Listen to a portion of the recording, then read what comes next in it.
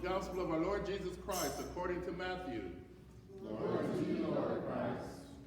6 days after Peter had acknowledged Jesus as the Christ, the Son of the living God, Jesus took with him Peter and James and his brother John and led them up a high mountain by themselves. And he was transfigured before them, and his face shone like the sun, and his clothes became dazzling white. Suddenly there appeared to them Moses and Elijah talking with him. Then Peter said to Jesus, "Lord, it is good for us to be here. If you wish, I will make 3 dwellings here, one for you, one for Moses, and one for Elijah." While he was still speaking, suddenly a bright cloud overshadowed them. And from the cloud a voice said, "This is my son, the beloved. With him I am well pleased. Listen to him." When the disciples heard this, they fell to the ground and were overcome by fear. But Jesus came and touched them, saying, "Get up, don't be afraid." And when they looked up, they saw no one except Jesus himself, alone. As they were coming down from the mountain, Jesus ordered them, "Tell no one about the vision until after the Son of Man has been raised from the dead." The Gospel of the Lord. Praise to you, Lord Christ.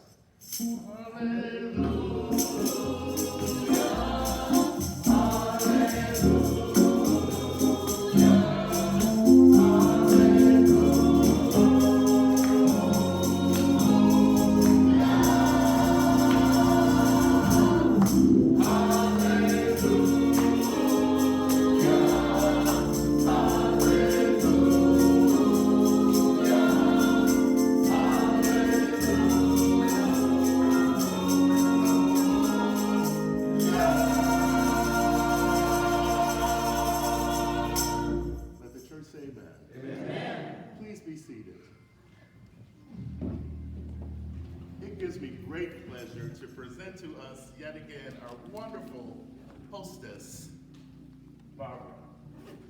Yes.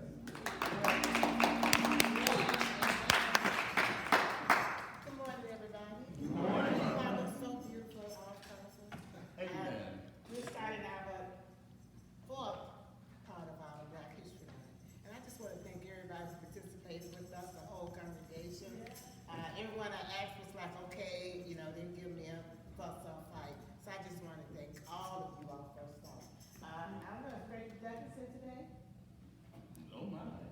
Okay, well, we're going to, Madam C.J. Walker, she's like in a hurry, so she's coming to visit with us and give us a little, you know, Black History. Amen. Amen. Oh, she all beautiful, oh my God. Look at her. Oh my goodness.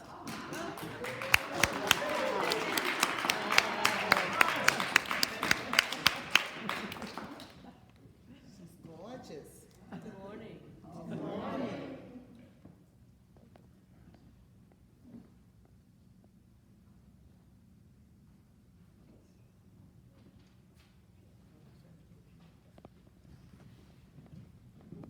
Well, many of you know me as Madam C.J. Walker, but let me tell you just a little bit about my life. I was born Sarah Breedlove in December 23rd, 1867. I was an African-American entrepreneur, philanthropist, and a very political and social activist. I was the first child born of the family of 6 children. I was born after the Emancipation Proclamation. I was born on the same cotton plantation as my parents, Owen and Minerva Anderson Breedlove. They had been enslaved before the American Civil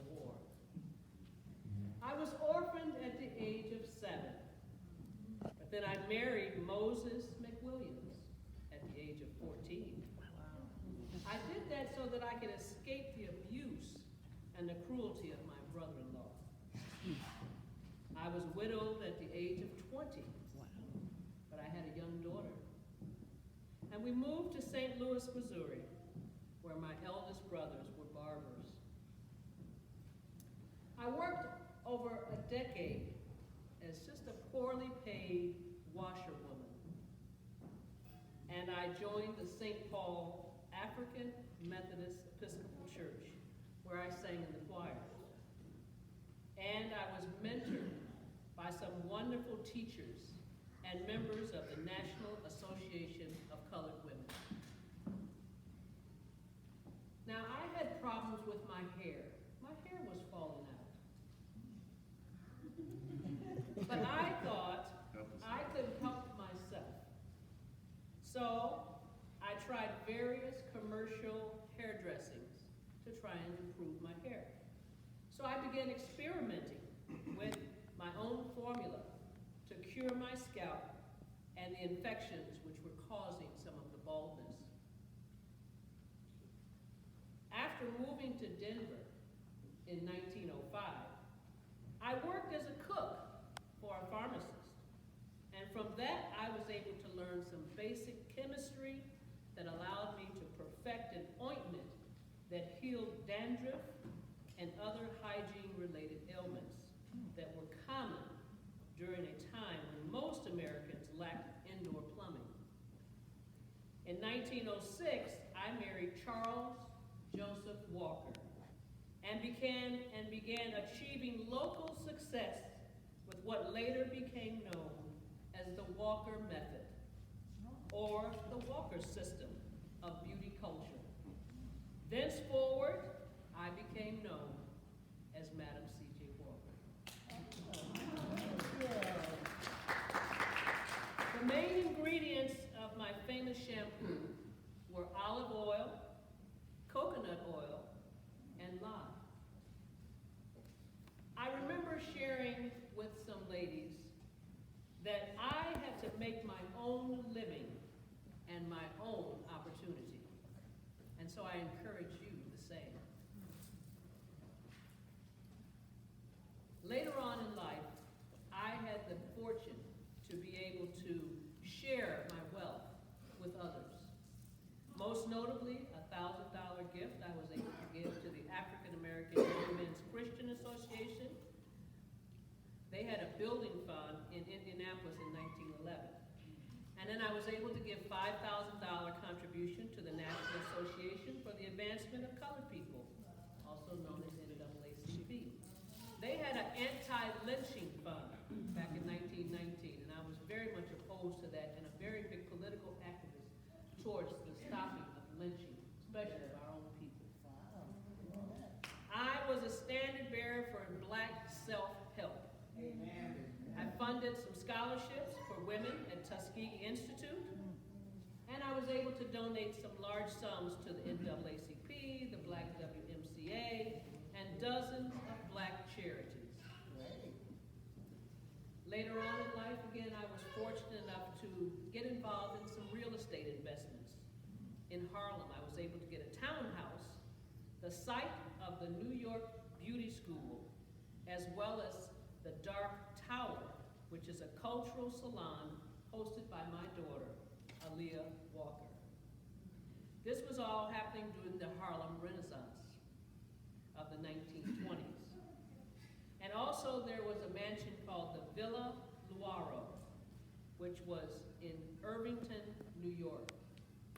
This mansion was my home, and now it is a National Historic Landmark and a National Trust for Historic Preservation National Treasure. You're probably thinking odd that I can tell you about my death. But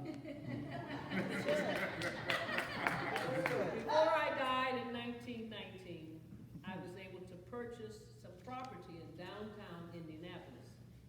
Back in 1927, it became the site of the Madam Walker Theater Center, which is another National Historic Landmark. The reason for my death was hypertension. something that's still being recognized today, issues in our community, high blood pressure. I died after 51 years, but I made lots of contributions to help and further young black women, to educate them, to encourage them, and to send them on their way to do and be, to make a way for themselves. So I'm happy to have had a chance to stop by and see you today. Thank you, ma'am. Have a wonderful day.